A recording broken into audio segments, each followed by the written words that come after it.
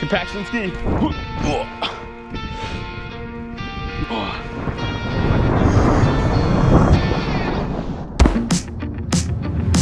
Today we are getting a huge snowfall, and I'm going to attempt to build the world's largest snowman. So let's check it out. It's 124.8 feet. My name is Jeff. There's absolutely no way I'm gonna beat that.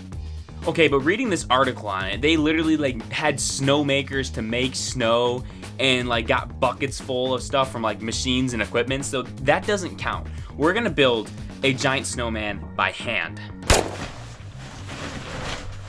Well, we are currently trying to beat our record for our biggest snowman built. It was a previous 12 foot, so we're going for 15 foot. So let's build a massive snowman as we get this perfect snowfall. It's nice and slushy, right around freezing. So the snow is perfectly packable. And also it's thunderstorming, so I don't know, we might get shocked by lightning and die. This is gonna be interesting. Oh yeah. Great balls of snow. You like big balls? Ooh, love me some big old balls.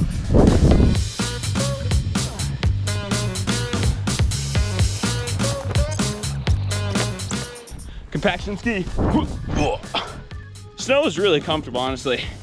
I ain't gonna lie. Oh, Did it just break? no, I just slipped. It's coming down, that's for sure.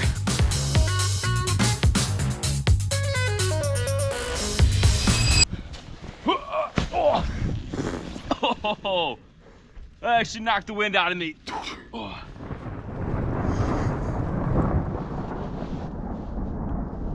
I didn't know thunderstorms happen in the snow. But I felt like Sandy Cheeks gave him that karate chop, you know what I'm saying? All right, but we got our base here, and we're gonna fill it in with that snow I just karate chopped. This light's not really working, everything's dying. It's getting wet.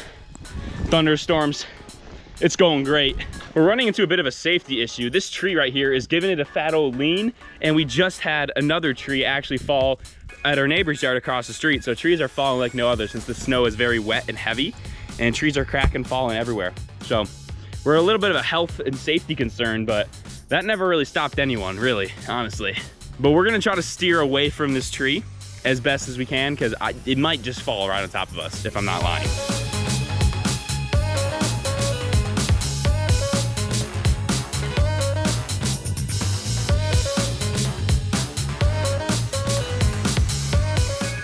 She is just getting there. I mean, look at this crazy thing. Oh, there's snow in the... She's getting there. It's quite the mess. Really nothing better than coming in from building a snowman and drinking a piping hot thing of hot chocolate and marshmallows. It's different though. He gave it a little bit of a lean overnight. It's been like 3 nights, but it is currently like 5 degrees right now.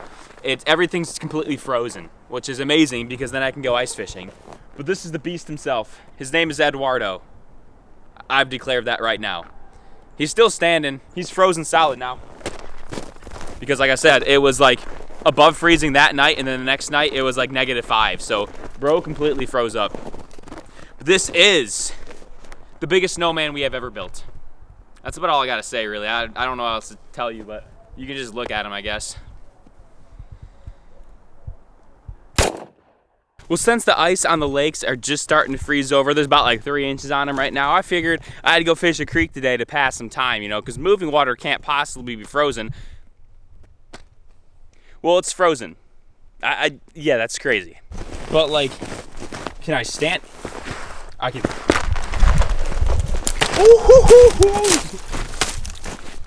Okay, so it's not that thick. We're gonna try to find a spot where it's a little bit more moving water, that it might be open. Well, I found a spot that's open, sort of. I'm literally standing on ice, casting into some open water. It's extremely rapid though, so I don't know how well this is gonna go. Yeah, this spot is not gonna work, and my reel is literally freezing up almost instantaneously. It's a whopping like 6 degrees right now.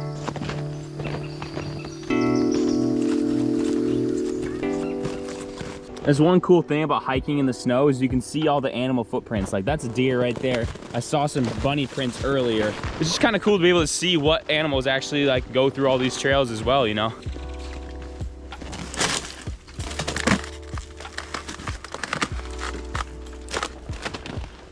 Well, literally every spot that I know in this creek that would hold a fish right now is completely frozen. So yeah, this was a complete bust, but it's all right. I still like hiking through the woods in the winter. It's just such a peaceful view, and that's a fact. Honestly, in my opinion, winter is so underrated. It's like really beautiful, relaxing, and just peaceful. But a lot of people hate it because of the cold, which I get it. Here we are, next day, we're checking the ice. I actually just checked it. It goes from like 5 inches close to shore, then 4, then starts to drop down to 3. So it's a little sketchy out there. I'm probably gonna stay close to shore for here a little bit.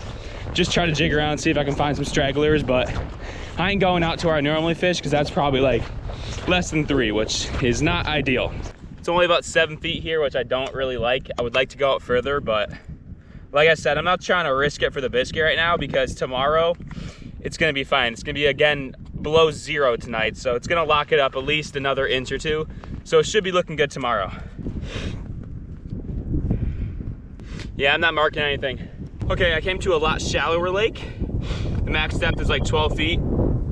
So this ice is already like 6 inches. But I'm absolutely frozen right now. I forgot my gloves and it is just an absolute windstorm out here. It is currently 12 feet. This is like the deepest part of the lake. So maybe they're just gonna be sitting out in the deep hole. That would make the most sense to me.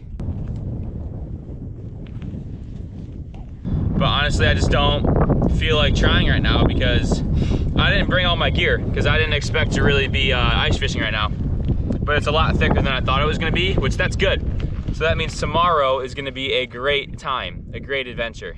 I'm gonna have my live scope, I'm gonna have the shanty, and we're gonna set up and have a grand old time tomorrow night for some crappie and potentially walleye. I just hope we catch something. I've never fished this lake before ever, but it just seems like a perfect spot for early ice. Like I was mentioning, the depth and everything is just perfect. And it's also the lake that probably has the most ice right now, so I would feel the most comfortable fishing this one. A lot of the other lakes I fish around here are super deep, so actually one of them was open water still in the middle.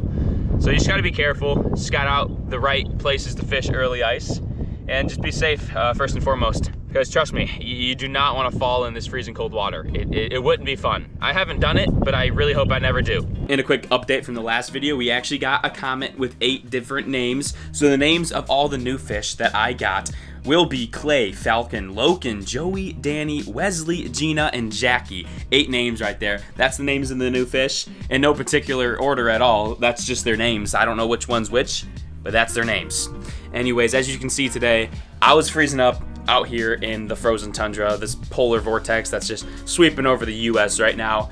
Anyways, tomorrow is going to be a great day. I'm going to go fishing pretty much the entire day tomorrow, and we have another ice fishing trip planned this weekend, going to a place that is my favorite place ever to travel to. So y'all stay tuned for that in the future videos to come. So you might as well subscribe so you don't miss any of the future ice fishing vids, ice camping, and all the wonderful things winter has to offer. But if you did enjoy this one, be sure to leave that thumbs up.